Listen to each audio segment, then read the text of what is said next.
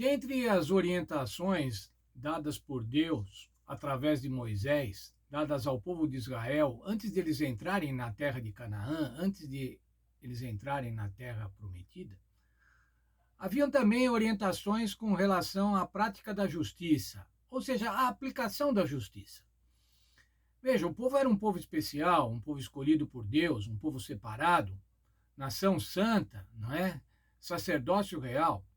Entretanto, irmãos, como seres humanos, eles também tinham conflitos, tinham desavenças, haviam crimes, cometia-se crimes, cometia-se roubos, explorações,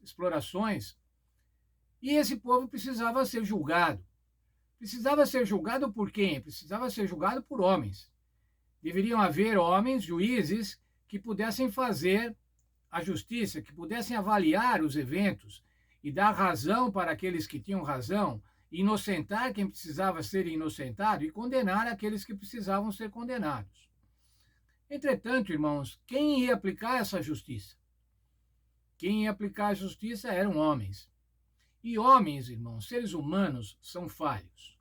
Seres humanos são pecadores. Como aplicar, então, como seres humanos pecadores, com falhas, vão aplicar a justiça, vão julgar? Como vão julgar o povo de Israel? Como vão julgar os imigrantes que estão no meio do povo de Israel? Como julgar os estrangeiros? Veja, por favor, comigo o primeiro capítulo de Deuteronômio, o verso 16. Lá diz assim: ouvi a causa entre vossos irmãos e julgai com justiça entre um homem e seu irmão, ou o estrangeiro que está com ele.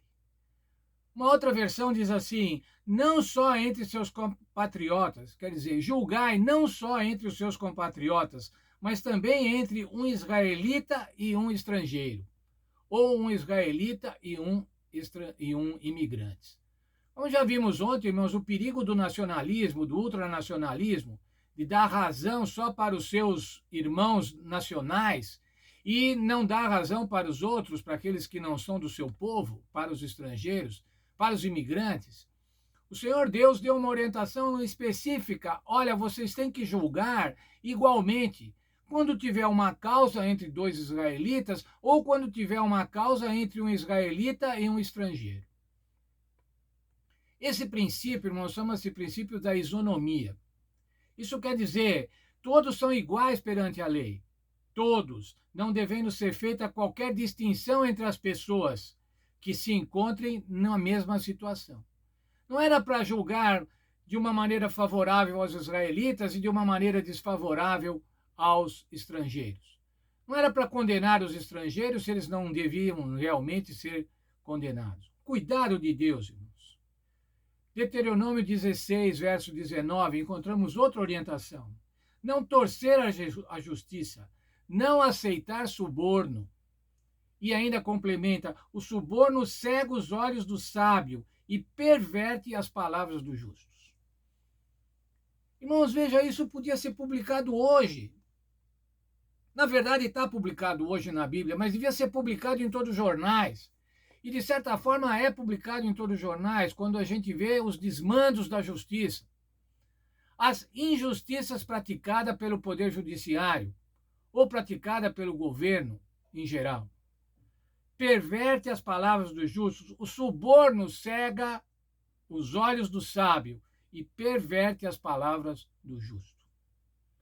Quantos subornos acontecem, irmãos? Quantas sentenças são dadas, ou quantos julgamentos são feitos ou nem chegam a ser feitos por causa de subornos. Veja ainda o capítulo 24, verso 17 de Deuteronômio. Não perverterás o direito do estrangeiro e do órfão, nem tomará em penhor a roupa da viúva. Não vai pegar como garantia alguma coisa daquele que pouco tem. Isso era dignidade. Se você pega por garantia alguém que não tem quase nada, você deixa na miséria total, você deixa na total dependência, e não era esse o plano de Deus para o estrangeiro, para o órfão e para a viúva. E agora, irmãos, eu tenho um verso aqui, Deuteronômio 27, verso 19, que eu penso o seguinte: se eu fosse um governante, ou se eu fosse um juiz, um magistrado, alguém que tivesse que decidir entre as pessoas, entre as causas, julgar as causas, eu ficaria com muito medo. Medo mesmo. Veja o que diz o verso: maldito aquele que perverter o direito do estrangeiro, do órfão e da viúva. Maldito aquele que negar justiça, que desrespeitar os direitos, que violar o direito do estrangeiro, do imigrante, do órfão e da viúva. Nós vivemos num Estado democrático de direito, irmãos. E o Estado democrático de direito é aquele onde a justiça é melhor aplicada. Ao contrário das ditaduras, onde a justiça sempre tende para o poder, sempre tende para os ditadores. No Estado democrático de direito, nós temos uma justiça mais equitativa, uma justiça mais isonômica, vamos dizer assim, para todos.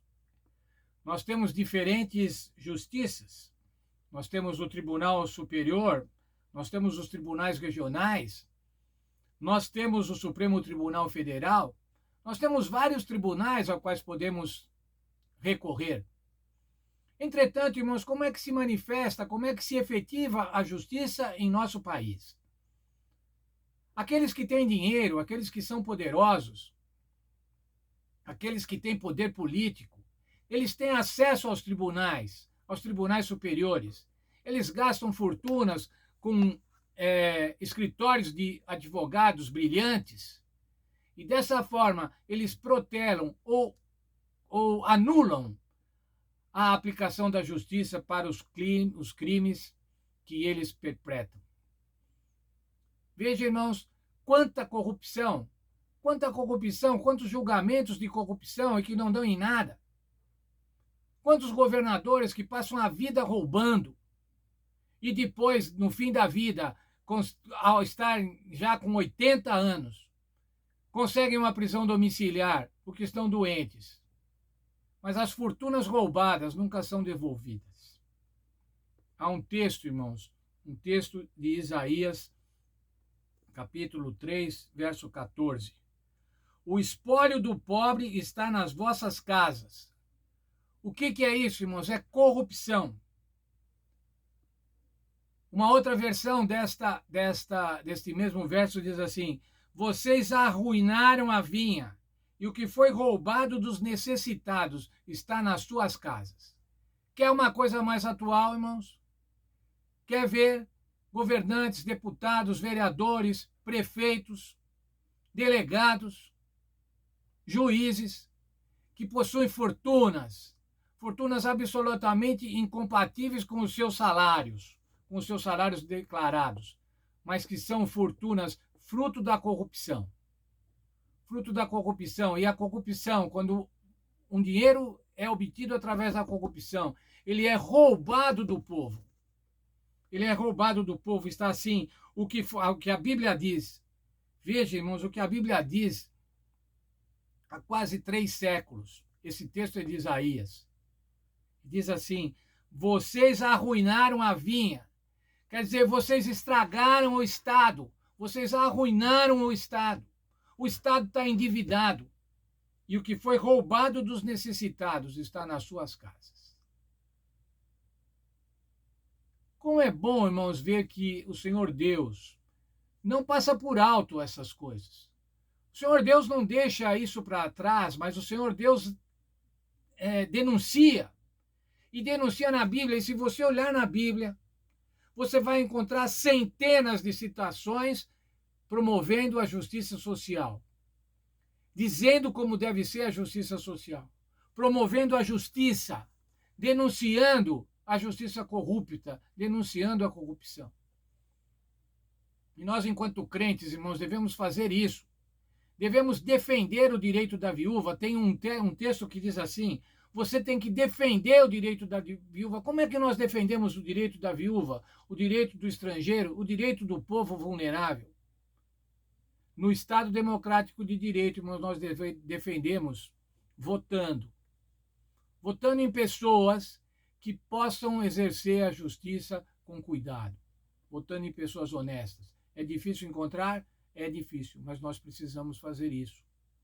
Nós não podemos, irmãos, desperdiçar o nosso direito de escolha. É um dos direitos fundamentais do homem, escolher.